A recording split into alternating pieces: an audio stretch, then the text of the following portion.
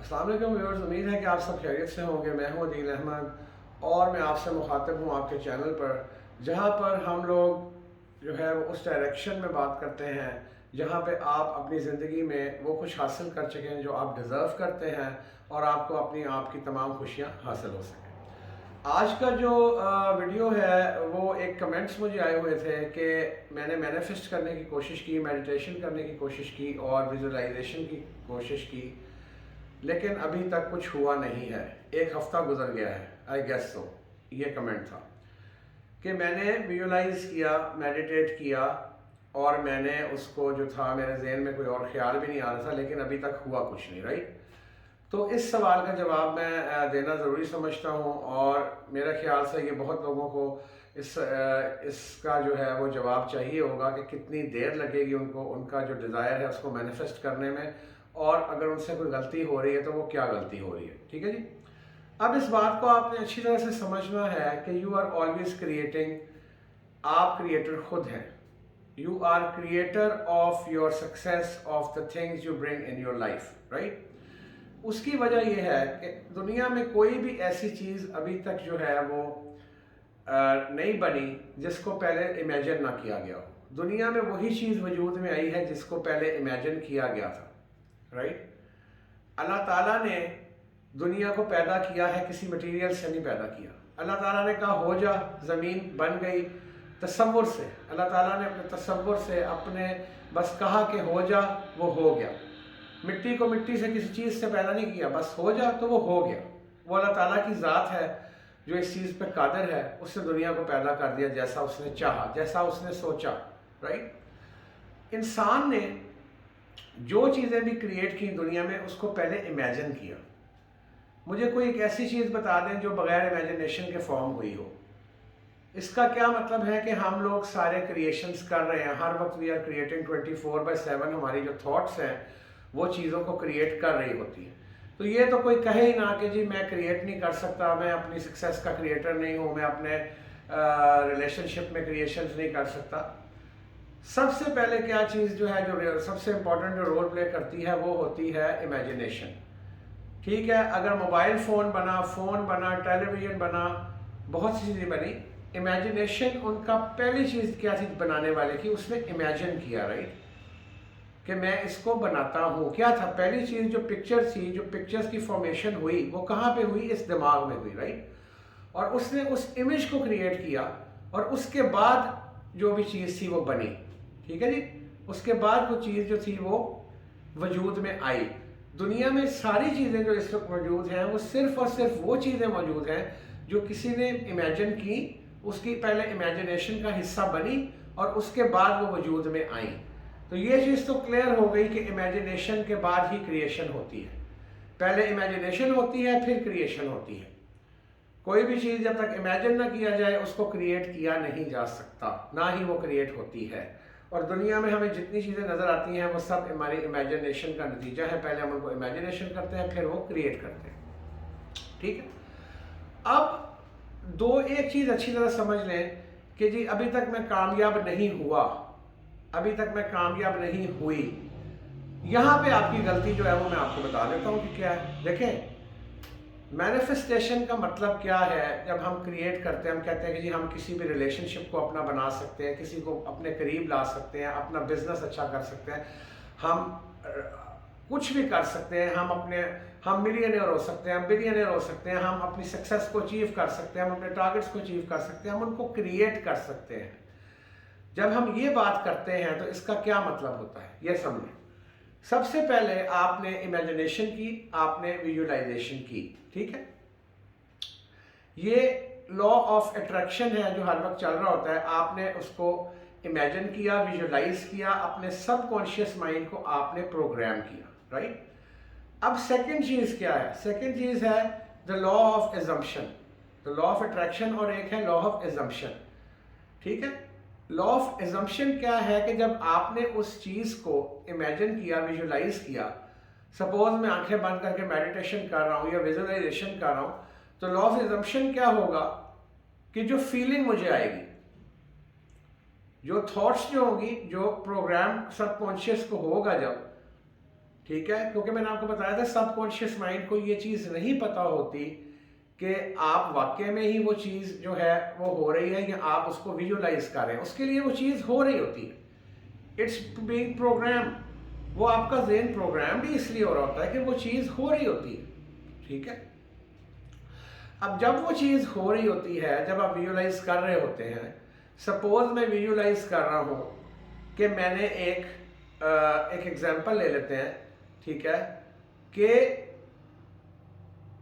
एक बंदा जो है जो मुझसे दूर चला गया था, या मेरा कोई बिजनेस है, या मेरा कोई भी इशू है जिसको मैं क्रिएट कर रहा हूँ, राइट। तो I am reliving it either, या तो मैं अपने किसी अच्छे लम्हे को याद करके उसको दोबारा वैसे बनाना चाह रहा हूँ तो उसको विजुलाइज करूँगा, या अगर मैं कुछ चाह रहा हूँ अपनी तरफ से कि ये हो, आने वाले दिनों में ये हो, वो शख्स मेरे पास आ जाए, मेरा बिजनेस चल पड़े, कुछ भी हो जाए, तो मैं उसको जब मैं विजुलाइज करूँगा, ठीक है, विजुलाइजेशन के स्टेप्स हम पिछली वीडियो में डिस्कस कर चुके। जब मैं उसको विजुलाइज करूँगा, मेडिटेट करूँगा, विजुलाइज करूँगा, तो उसके बाद उसकी जो फीलिंग्स हैं, मुझे क्या फीलिंग आएगी। अगर मैं विजुलाइज करता हूँ कि, और मैंने आपको बताया कि जी एक शख्स नाराज़ हो गया है, ठीक है, एक शख्स ने आपको ब्लॉक कर दिया, कोई शख्स आपसे दूर चला गया, बिजनेस खराब हो गया। अब मैं क्या विजुलाइज करूँगा कि या तो अपना कोई पुराना मोमेंट रीलिव करूँगा, दोबारा से उसको याद करूँगा जो हमारा एक अच्छा लम्हा गुजरा था, या एक अपनी तरफ से लम्हा बना लूँगा कि हम लोग कहीं बैठे हुए हैं और हम बहुत खुश हैं और आपस में बातें कर रहे हैं। ये तो हो गया आपका विजुअलाइजेशन का पार्ट, ठीक है जी। लॉ ऑफ अट्रैक्शन एक्टिवेटेड है, आपने विजुअलाइज किया, आपने क्रिएटिविटी शुरू कर दी, now you have started creating, right.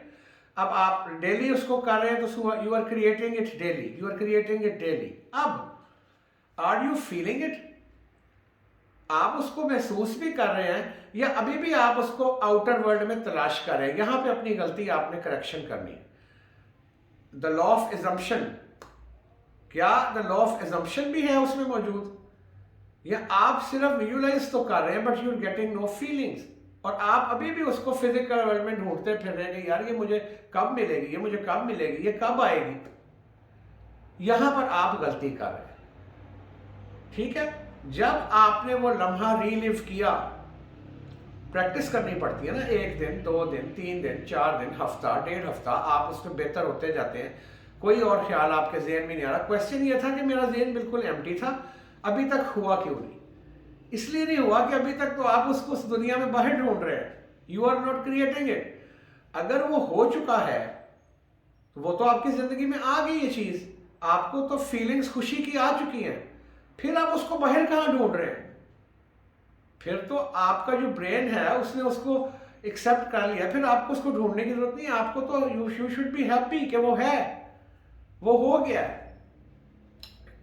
यहां पे क्रिएशन शुरू होती है जब आपको वो फीलिंग आ जाती है कि मैंने ये चीज मेरे पास आ गई है।